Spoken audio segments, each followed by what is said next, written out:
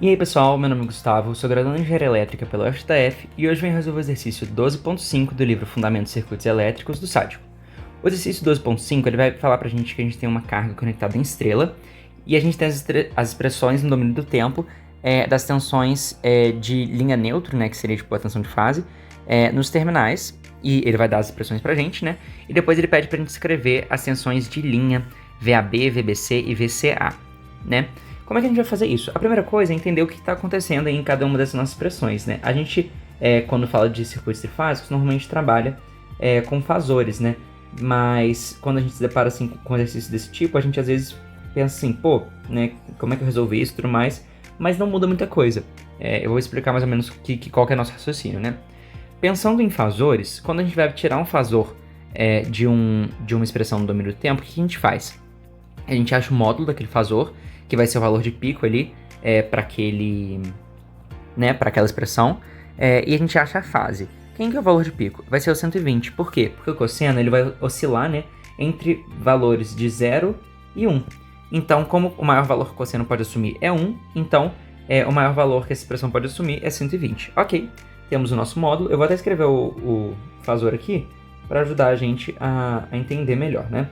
Então, VAN vai ser 120 e ele vai ter uma fase. Quem que é a nossa fase? A nossa fase vai ser o ângulo de defasagem aqui dentro do nosso cosseno, que é o 32 graus, né?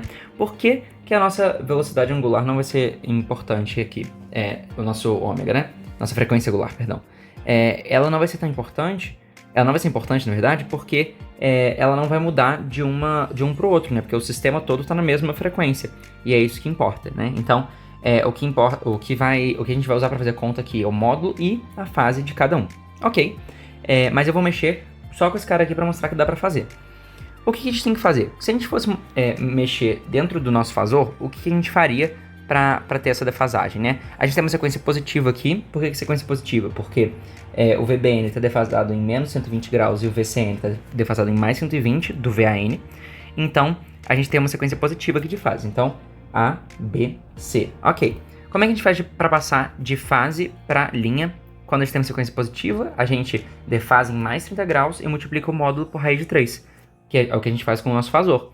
Então, o que a gente vai fazer com a nossa expressão do domínio do tempo? A gente vai defasar em 30 graus e a gente vai multiplicar o nosso módulo, né, o nosso valor de pico, no caso, por raiz de 3.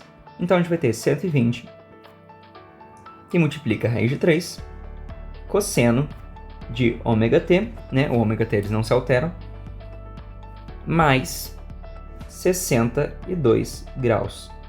E reparem que agora a gente não precisa ficar fazendo continha para todos eles. A gente só sabe que o módulo de todos eles é igual, né? Sistema equilibrado, toda aquela história. Então 120 raiz de 3 para todo mundo. Então V, B, C e VCA. E agora a gente tem o cosseno de ômega t. Como eu disse, o sistema tá todo mundo oscilando na mesma frequência, né? Então a gente tem cosseno de ômega t. E aí o que vai mudar vão ser as fases. A gente vai ter que defasar todo mundo em mais 30 graus.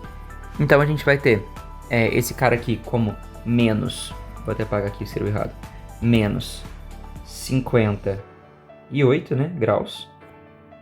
E esse último cara aqui em mais 182 graus.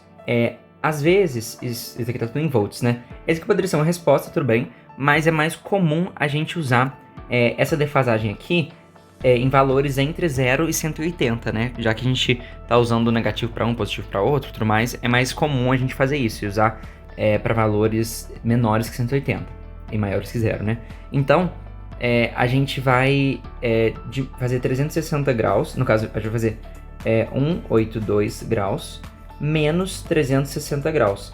Isso aqui vai ser igual a 178, né? Menos 178 graus.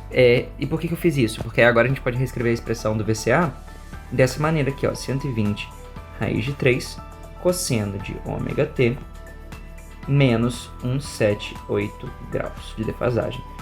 E qual que é a diferença de um para o outro? Nenhuma, só estou escrevendo diferente, né? E mais arrumadinho, vamos dizer assim, só porque a gente está usando uma fase, né, menor que 180, né? Um módulo menor que 180.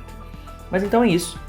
O exercício aí é simples, só repetitivo, como muitas vezes vai ser entre fásicos, né? A gente vai ter que fazer o que faz para 1 para 3.